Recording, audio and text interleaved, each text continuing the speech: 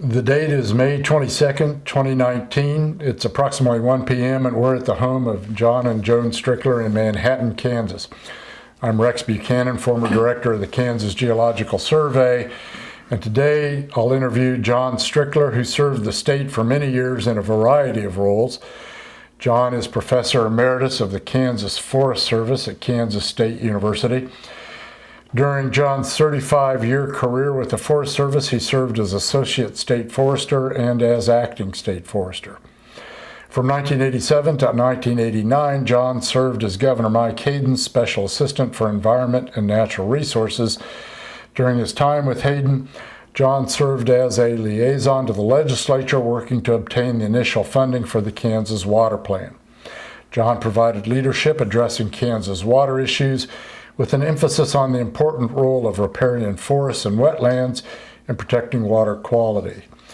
While serving in the Hayden administration, John worked with the governor to create the cabinet-level Department of Wildlife and Parks. John served two governors, Mike Hayden and Bill Graves, as acting Secretary of Wildlife and Parks during those governors' national searches for their respective permanent secretaries. After leaving state service, John continued to work in the field of natural resources as a member of the Kansas Forest Service Advisory Council. He was a founding member of the Kansas chapter of the Nature Conservancy and a board member of the Kansas Alliance for Wetlands and Streams. John, thanks for agreeing to participate in the Kansas Oral History Project. And it's my pleasure to be here today because I consider John a good friend of mine, somebody that I've known for longer than either one of us can remember, and somebody that I both admire and appreciate the contributions of. So I think he's a particularly important person to have these conversations with. So John, that background talked about in really sort of how you got involved, or your involvement with the Forest Service for a number of years, and then talks about your service with Mike Hayden, but it doesn't explain how you got involved. That is, why you, and I mean, that's not a typical role for somebody in the Kansas Forest Service to take on. So how did that wind up happening? Well, I might say that a lot of what I did for the Forest Service was keeping track of if there was any legislation that would affect the Forest Service or natural resources in general. I was very lucky to get acquainted with Mike Hayden early. In fact, the first year he was in the legislature. And I did work on his campaign, and one of the things that Mike was interested in is the natural resource issue. He has a degree in wildlife biology from both Kansas State University and Fort Hays University. So we became personal friends in the early days of his legislative work, and we worked together on a number of issues, and we knew that when he became governor, he had one of the key elements of his campaign was that he wanted to have someone on his staff who served as a liaison to the natural resource organizations, and so when he was elected, he asked me if I would be interested in that position. So the university was very agreeable about it, and so they allowed me to take 2 years off and work with Mike in the natural resource issues. Let's back up a little bit, because one of the things we didn't mention in that introduction was your role with KC, the Kansas Environmental Education Organization, that you were instrumental in helping found and supported for a number of years. Did you work with Mike when he was in the legislature for sort of legislative recognition of Casey? Is that how you first got to know him? Yeah, Actually, it was, Rex. I have been active with this organization, CASE, Kansas Association for Conservation and Environmental Education. So when I worked on that, one of the early things was to try and get through a resolution in support of environmental education. And it took, I believe, 3 years to get it, but eventually we did get that resolution through. And I guess part of my point in bringing it up is that education has always been near and dear to your heart. I assume it had to be, or you wouldn't have been involved. In fact, and originally that organization was the Kansas Advisory Council for Environmental That's right. Education, and was serving. That statutory role was one of providing advice, in addition to everybody else, the State Board of Education, I think, or Department of Education. I feel that one of the major reasons I got involved with education is because I was working in the Forest Service and dealing with natural resources all the time.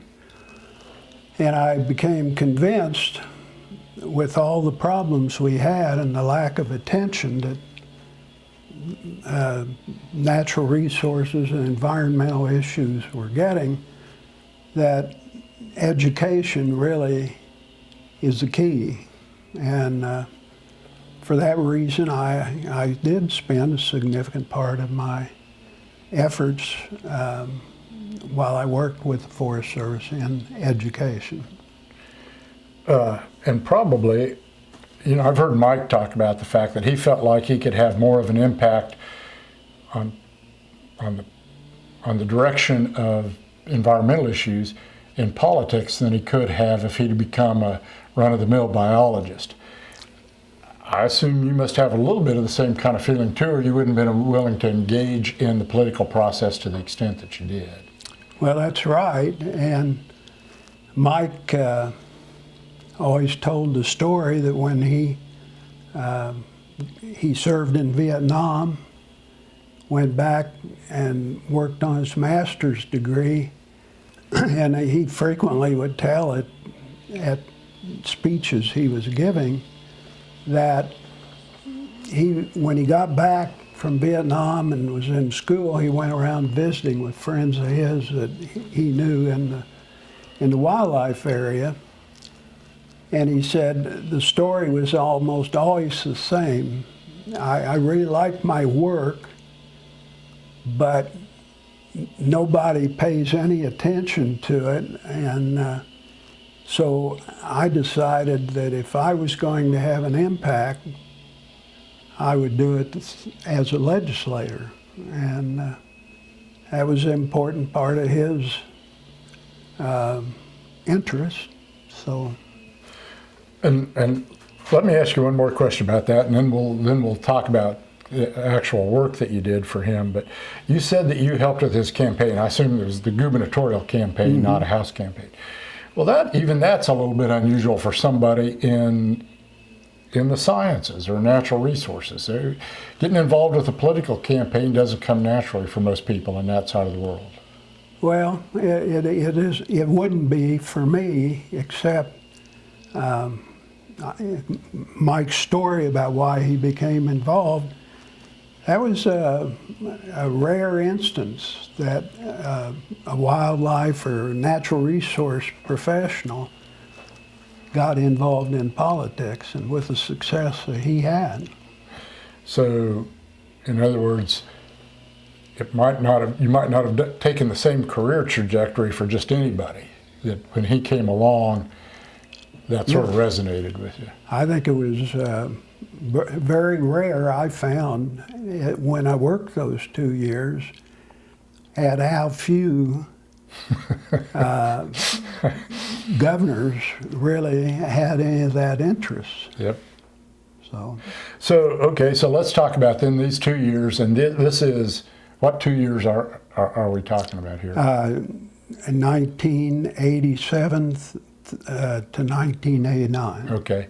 So what are the big issues that you got involved with? Are there, and we can let's start with non-water issues and then we'll go to the water issues. That's obviously what we're most concerned about. Beyond the water issues, what kinds of things did you get involved with? Anything, or was it just strictly water? I became involved with when he was in the National Governors Association. They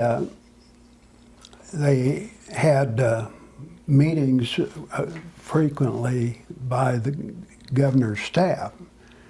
When the governors get together, everything's kind of nicey nice, right. you know. They're not gonna. So it was when the staff got together in committees that we were working on, like energy was one of the ones. Okay. Mike was had an unusual background, as I did, for most of those people that were on the committees. But while the governors were nicey nice, I'd say, the staff was where there wasn't any limits on disagreement as well as agreement. That was where the real work went on. Got done. Any other kinds of things that come to mind before we go to the water issues? Well, there was a lot of work just on representing the governor in meetings and handling all the correspondence, anything that had to do at all with natural resource issues came to me first, and would compose a response, and then Mike would view it. So let's talk a little bit about water. So the water plan funding is obviously an important story here. Is that something he was interested in and you were interested in right out of the chute? Did that evolve? How did that come about? Yeah, it was, because you know, the water plan, the water office was created legislatively in 1984. And there wasn't any real effort going on in terms of funding that plan. I was impressed with Joe Harkins and the people on the water plan staff, but you have a plan and there's no money to implement any of the things. I always felt like Kansas was way ahead in area water than a lot of states. But still, except for paying for the water plan staff, there was no money for implementing it at all. Just the water office staff, yeah. Yeah. Okay. And they had the system set up, I thought very well, with a water authority that served in an advisory and actual policy along with the staff, but no money, and everybody would agree that water was an important issue. They just didn't seem to want to pay for it. Pay for it. Mm-hmm.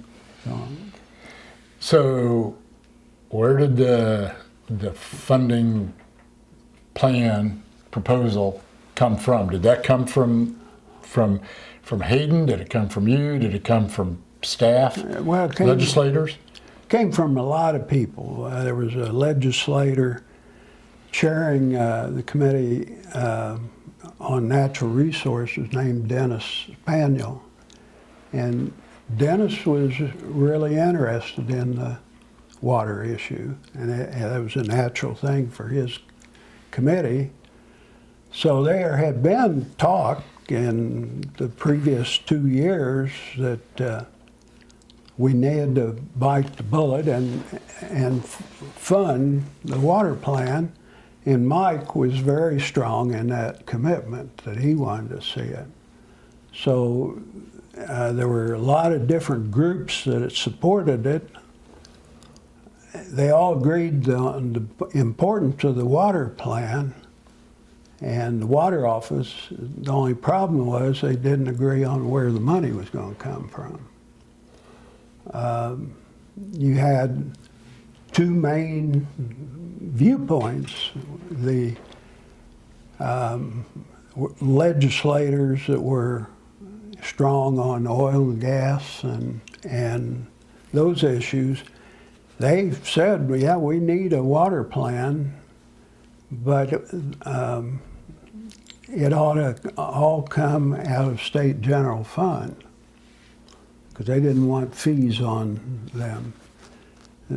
The natural resource organizations and people that also supported said, well, it ought to be funded by fees on fertilizer, pesticides,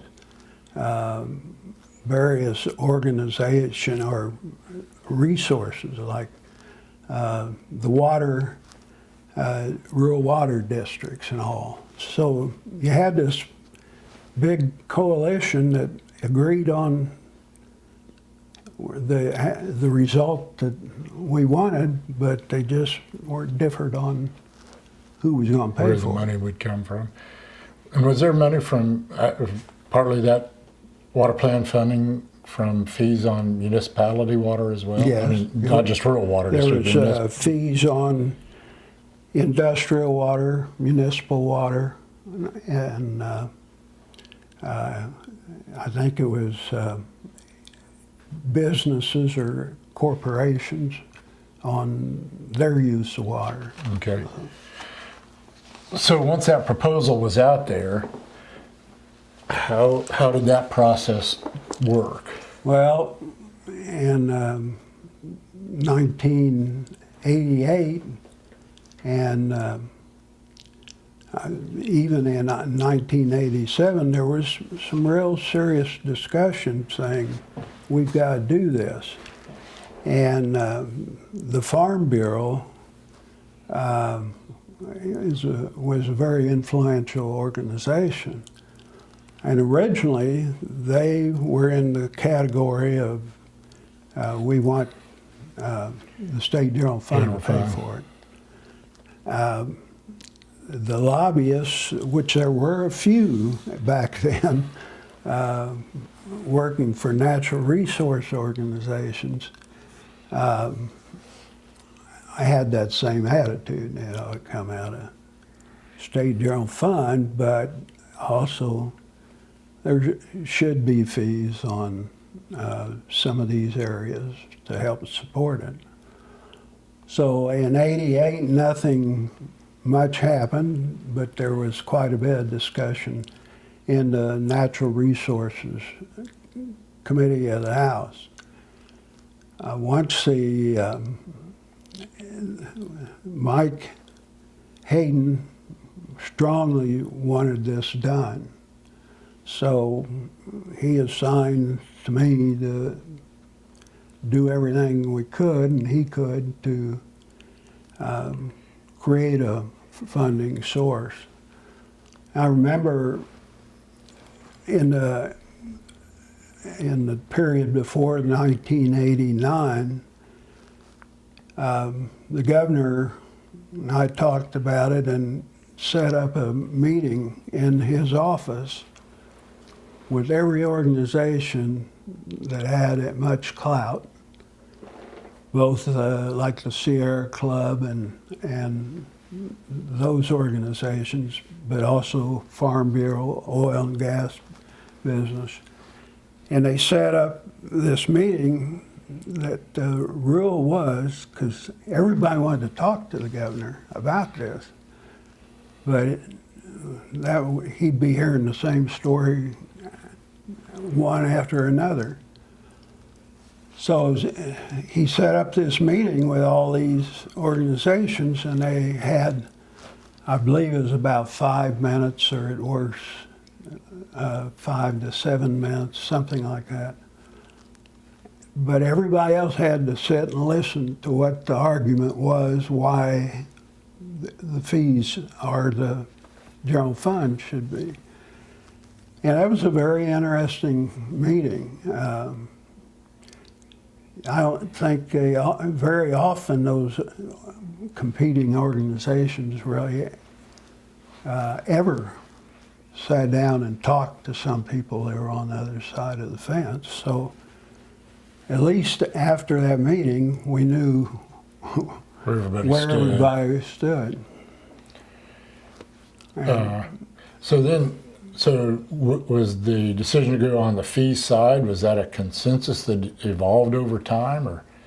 Well, it was. There were a number of meetings with some of the key lobbyists on both sides, and to me it was surprising that there were 3 or 4 lobbyists working in support of this, because you knew Farm Bureau and Cattlemen's Association and all those organizations were strong on the fee, are against the fees. And so there were a lot of small meetings with certain legislators. Dennis Spaniel, the chair of that committee, was pretty strong for it. And so after the meeting where everybody got to hear, it was obvious this was not going to make everybody happy. But as we formulated a plan that really, eventually we split in half. Half would come out of state general fund and the lobby money. Lottery money. Lottery money. Mike originally had suggested that the lottery ought to be the basis for the whole water plan. But there were several legislators that flat would not consider that because they had their eyes on that lottery money for other programs like business development and all that. So finally, it was interesting. The Farm Bureau had been strongly opposed to it, but they began to see that if there aren't some fees involved, they're not gonna go anywhere. So the Farm Bureau actually came over to our side on combination of fees and general fund. I was quite amazed that they did that, and they caught quite a bit of flack over that. One of the senators, it came through the House fairly early in the '89 session. They had a bill and passed it, actually. One of the most powerful senators was Senator Ross Doyen. And Ross had promised to all the organizations, including the Farm Bureau, that he'd oppose it. And so as the jockeying went on around getting votes, we had Ross that opposed it, and Ross was a very well thought of and powerful senator. So he went to, when the Farm Bureau switched, we thought, well, now we'll be okay. But Ross stood on principle. I promised I would not approve the water plan, and he flat would not do it. So eventually it came down to, during the last couple of days of the session, there was that water plan bill sitting there just waiting. Got it passed in the House, but how were we going to get it through the Senate? So there was a lot of working on taking on senators one-on-one and trying to influence them to change. And we actually at one point thought we had the votes -2. If we get 2 votes, we'd have it. So the last day of the legislative session, I was on the floor working, and several of the other governor's staff were on working to get 2 votes. One legislator we thought had agreed to it. He supported the water plan, but he just couldn't quite bring himself to go with that. But we both talked to him that day, and we thought he said he was on, would switch. So we were waiting for one other legislator, senator, to agree, and finally the woman on Mike's staff gave the high sign. We got his. So we had the 21 votes we needed. So they started running down the list, checking off, and they hit this one that we were sure had agreed to vote, and he voted no. So there was what they say, a call of the house. They locked the doors and no one could leave. They could enter, but they couldn't. And Senator Gus Bogina had had heart surgery just before the end of the session. And Mike talked to Gus. He was at home recovering, and said, "Would you come if we could get you there?" And Gus said, "Yeah, he would."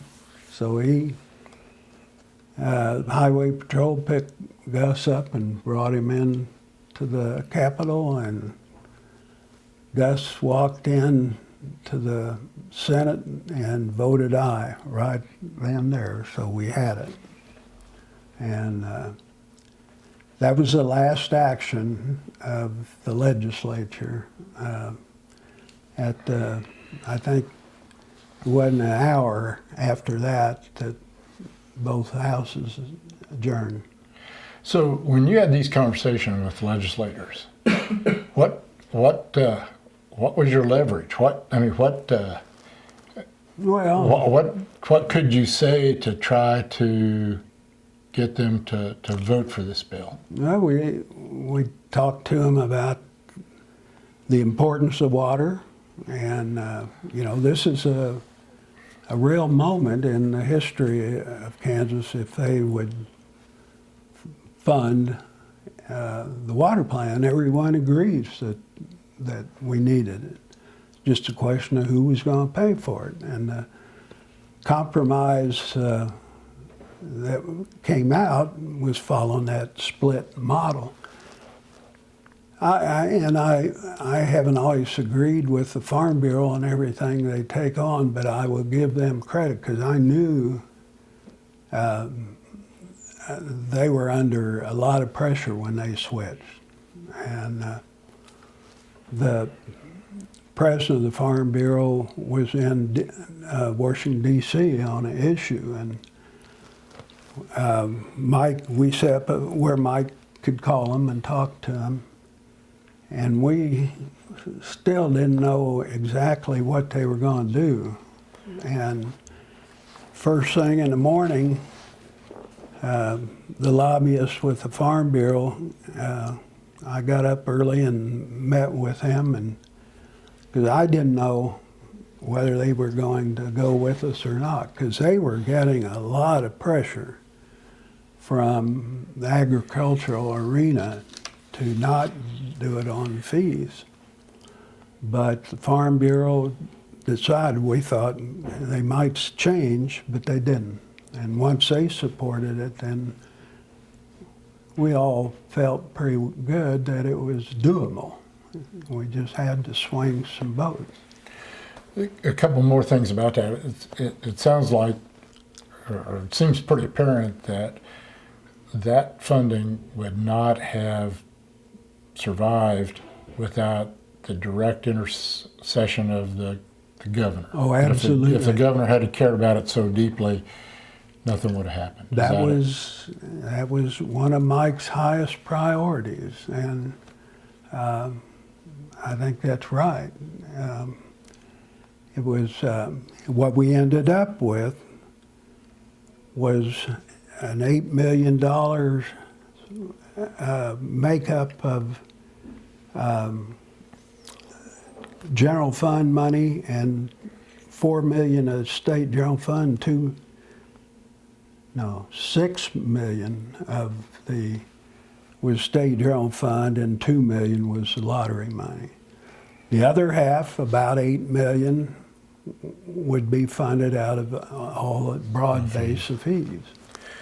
And I think if we couldn't have got them idea of splitting it, we never would have got it. One other thing, and this flows a little bit out of the conversation we had about all this with Joe Harkins. Harkins talks about sort of an era of, I'm not quite sure the best way to put it, but of legislators who were coming together to look for a solution as opposed to score political points. That they were genuinely trying to come up with a solution to an important problem. And in some respects, as you talk about the role of the Farm Bureau, I mean, it's not just legislators, it's non-governmental organizations that play into that as well.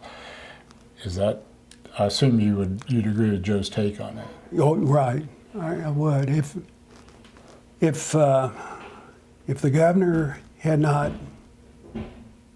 put his personal commitments to this, I don't think we would have made it. But I think he and the fact that everybody agreed the water is going to be a coming issue. And if we don't do something like this, we're not dealing with our true responsibilities. So you've talked a little bit about Ross Dorian and Dennis Spaniel and to a certain extent Gus Bogina. I don't know, I guess sort of comes along at an opportune time to be part of this story. He's not always necessarily associated with budget issues, but not necessarily natural resource issues. Any other sort of key people that were important? We can talk about who was the lobbyist for Farm Bureau at that point. Was Bill Fuller, or was he Bill in the legislature? Fuller He was the one I worked with. Was the lobbyist. He had been in the He had legislature. been a legislator himself, and Bill was made a pretty strong commitment and managed to bring the Farm Bureau on. I think if that had not happened, I don't think we'd have it. Anybody else like that come to mind in this process? I mean, obviously, I didn't mention Hayden, but obviously he's central to this whole idea. Any other players that you might not expect that stepped up at opportune times or were involved? Well, there were a couple, and I understood that the legislators were feeling pressure on this, and one of the persons we were working pretty hard on was Senator Jerry Moran. And Jerry was very much in favor of the water plan funding, but he was new in the Senate, and I don't know exactly. I talked to Jerry and brought him down to meet with Mike Hayden that morning. And we really honestly thought that he had said yes. But when we were going down the roll and we hit, Jerry said no. And there's where the call of the house came on. Okay. And Jerry's phone lit up, and Jerry just turned his back on it because he knew who was on the other end of the phone. Was Mike calling him, but I think Jerry, after that, he was pretty brand new at that time, but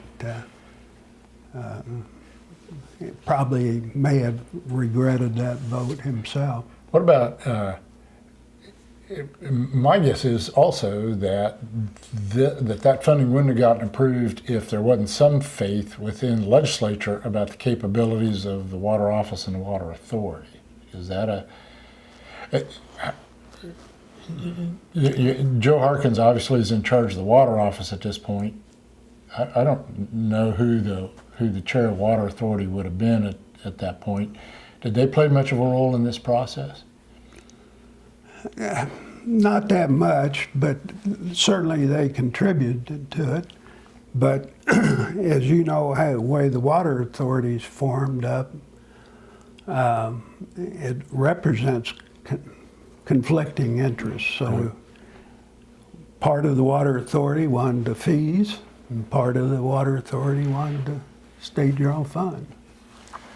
Well, this may, and now we can sort of start to go, as opposed to sort of rehashing or reminiscing, start to look back at what worked and what didn't. But maybe the place to start is, one obvious question is, could you get that same kind of funding passed today? I wouldn't bet on it. I'm not sure you'd get them to agree to anything. Well, I mean, and some proof for that is the fact that the general fund component of that, the non-dedicated part of that funding, in effect then, as other governors came along and other legislators came along, got swept up. That's right. When we, with all the effort that went into getting that water plan funded, 16 million, and sure, at least for me, I was naive enough to think, well, we've got the job done, you know. The reality, though, is that within 2 or 3 years after the water plan fund, it started, that general fund and lottery money looked more and more attractive for other conflicting interests. So there weren't very many years where that full amount was out there. They'd whittle it on a couple of million here, a couple of million there, and then maybe the governor that came in was supportive of it for a while, but when they got into the haggling over a lot of other things to pay for, the water plan, there were times there was very little money there. So, in effect, the answer is, could it happen today? Well, it's pretty clear it couldn't happen today because a lot of those legislators couldn't even protect the money that legislatures wouldn't even protect the money that had already been designated.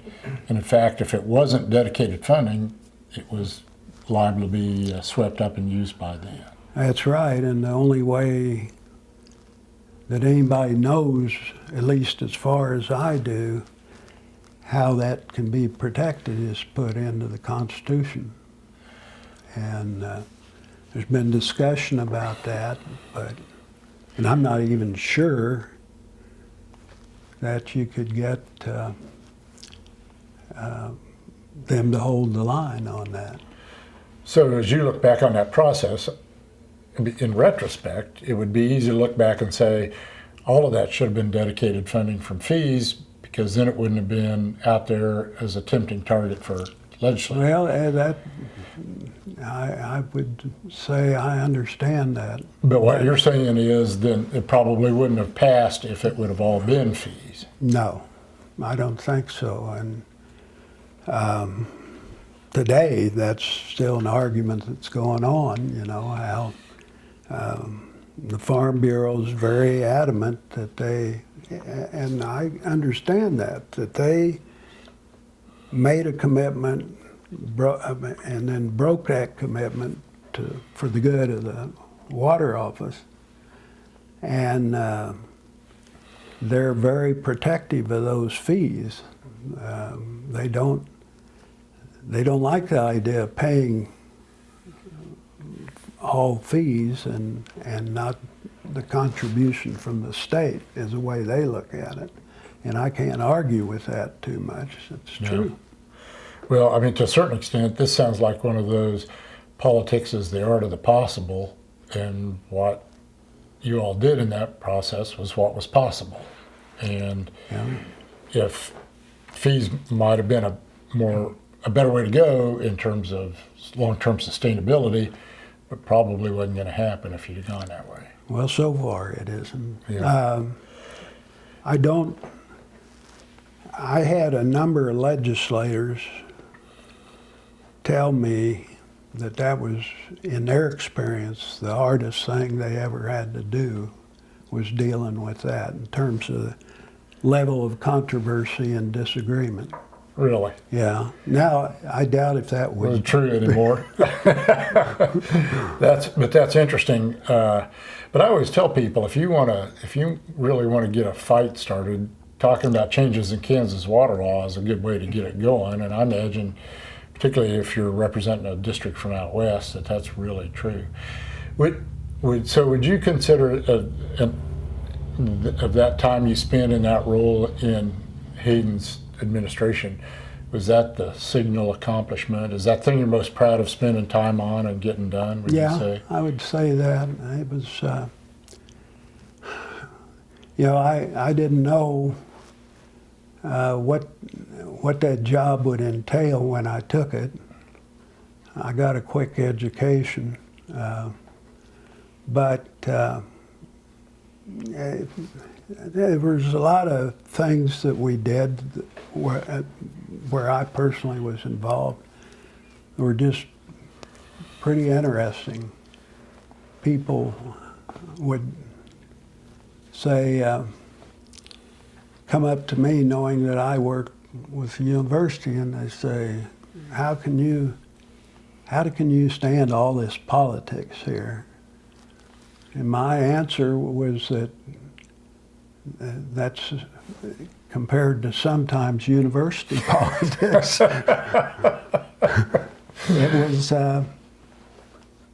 It was pretty simple. So we've talked about the process of developing funding for the state water plan and the role you played in all that. As you look back on it now, this is 30 or 40 years after the fact, 30 years after the fact. Did it achieve what you were hoping for it to achieve when you went through that process? Well, frankly, no. Because there'd be different times they would put some of the money back on the argument that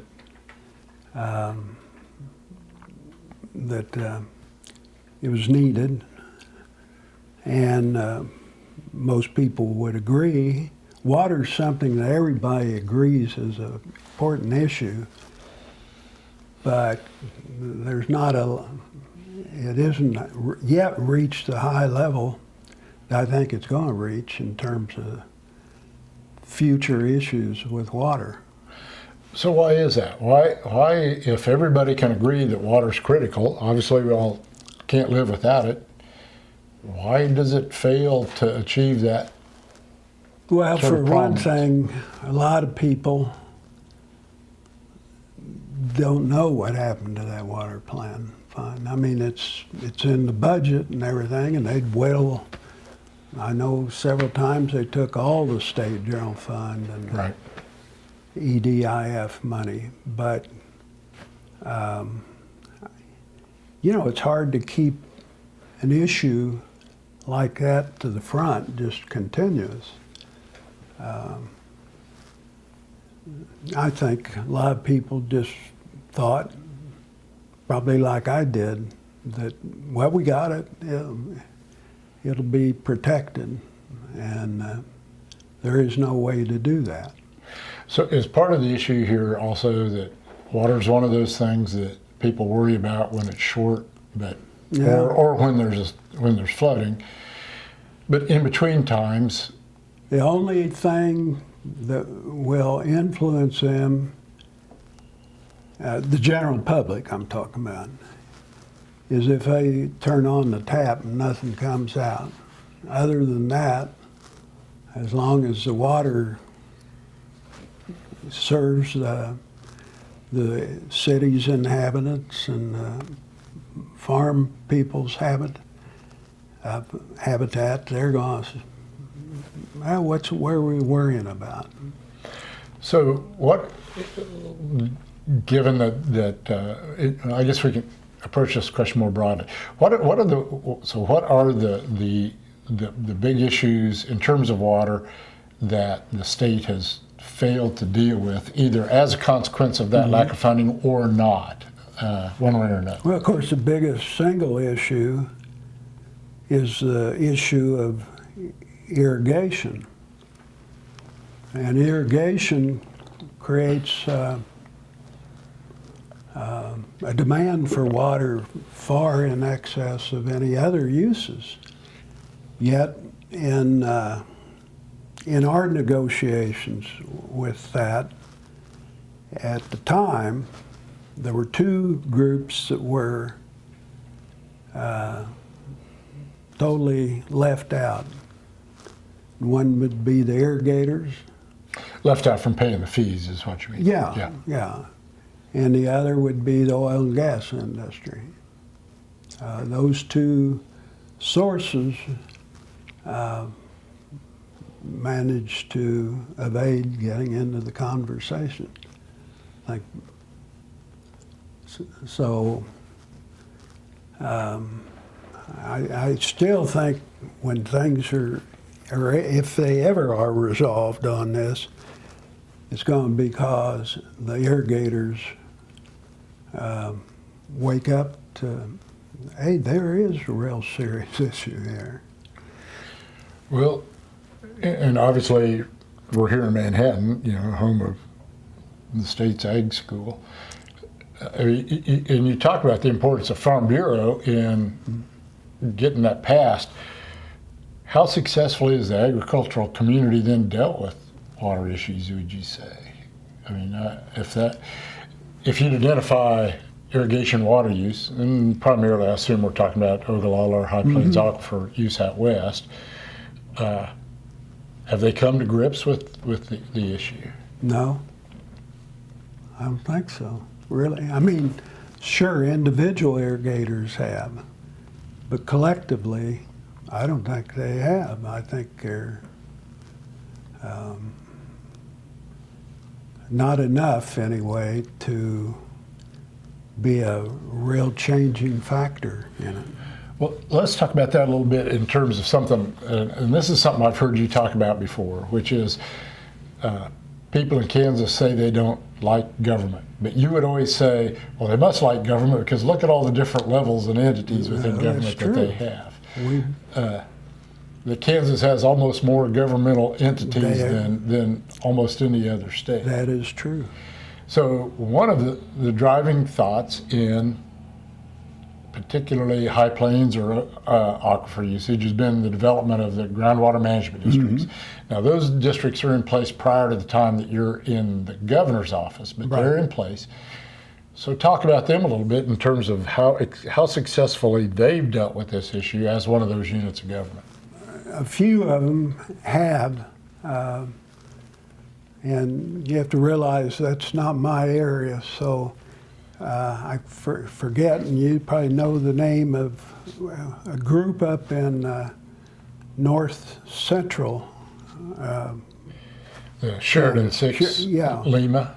Lima's, where they agree to negotiate and work together. But it's interesting to me that that's taken place in the north central area, and the southwest area is where the greatest problems lie. So I don't know, but I don't think we're going to deal with water issues fully unless there's a change in attitude. And yeah, that's exactly where I was going. In effect, this is an attitudinal issue, and to a certain extent comes back to where we started here with education. Is this a failure of education, or do people know a lot about the issue and just don't want to deal with it because of the economics, and that shapes their attitude? You know, a story I like to tell related to that is that people will, I know Kansas State University used to do it, I don't know where they do now, but they would do a polling survey about what their complaints are, you know. And they say, well, I don't like people taking my irrigation water and so on, or whatever the issue is. I don't like them doing that. So then they would ask, well, given the amount of time that we have on this, what would you consider where money ought to come from? Well, it shouldn't be taxes. I want the results to be favorable in taking good care of our water supply. But then you'd ask, well, how about raising various fees? Oh, no, I don't want to do that. So too many people, that's the reason I got involved in environmental education. In broad categories, they're right thinking, but when it comes down to specifics, it's not.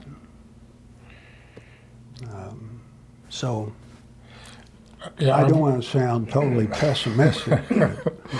Well, I've always said that when you talk about the agri-irrigation community paying those fees, and I've heard people suggest those fees can be really small, and I've always said you can put as many zeros in behind that decimal as you want to, but as long as you eventually get to a 1 and it's 0.0001, you're probably not going to get much support. And so far, that's always been true. Mm-hmm. Would you? And I've got a more general question before I go there, though, and this may connect some with the ag perspective. How effective? And we just talked about the groundwater management districts. Have they been successful? I mean, and you mentioned the Northwestern Kansas Sheridan 6, yeah, which is a subset of the Northwest Kansas district. I don't think they actually have come to grips with it. I mean, you just look at what's happening. You've been out there measuring the water supply potential there. And if you look at it as a real problem, what has happened in the time when I was wrestling with it? Well, we've got massive dairies feedlots coming up, and every major shift just is going to demand more and more water. I imagine in their defense they would say, but we've become far more efficient in our water use. And they have. And they have, although efficiency doesn't necessarily lead to less water use either. But so let's shift focus a little bit from local entities and talk about state agencies. How have the state, and I realize some of this is not necessarily in your preview, but you've been in what is in effect a state agency for a long time, and you've got a variety of perspectives. How effective have the state agencies been in this process? Have they done their jobs? No, not totally. You know, if you talk about water and agencies and interests, water is probably the most complicated thing in terms of everybody has an opinion about if they're involved with it at all. And trying to make a coordinated effort out of water issues is pretty tough to do, because it's a complicated issue. I could start naming, but you start thinking about all the agencies and organizations that are dependent on that water, and it's tremendous. And water regulation and activity in the state is split up by various counts, at least 17 or 18 different agencies. I've made the argument at times that the legislature has created all of that in order to make regulation more difficult, that they don't want it particularly well regulated. And one of the easy ways to do that is to split up responsibility to the point that nobody can quite figure out how to get a handle on the thing. I think you're absolutely right. Which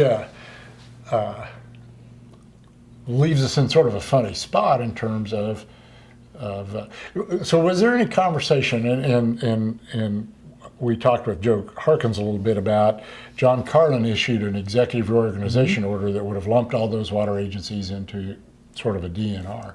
Do you ever have those kind of conversations with Mike Hayden? And obviously we can ask him that question, but Yeah. did that kind of consolidation in order to make more effective management come along? Oh, I think it's probably come up in a informal discussion with Mike. But one of the things when I was working for Mike and was meeting with other counterparts in my position, there's always the push for going like some of the northern states like Michigan, Minnesota have gone to a all-purpose natural resource DNR. organization. Mm-hmm. The trouble that I feel in asking around and so on, and one of my good friends over in Missouri was a state forester, and they have supposedly taken politics out of it because it's locked into their constitution. They can't touch it. But the reality is, the state forester friend of mine said, "Oh, that doesn't make any damn difference." He said, "They're either going politics. It's going to be internal politics, or it's going to be outside. They're the same damn thing. We just spend our time arguing about somewhere different organization." And so, I don't know. I don't get the impression that a huge organization made up of all those interests would work. I don't know. Well, I certainly don't hear that they seem to be. The agencies themselves never wanted it. They were always out for self-protection, and their various constituencies would say the same thing in that process, which would make it hard to do. So in light of all this, where do we go from here? okay? There's this constant struggle to fund water plan funding. We've got a sort of a set of machinery in terms of the state government and local government that you would argue has been less than ideal. Where does that leave us? You know, the problem is still out there, maybe worse than ever. So what do we do now?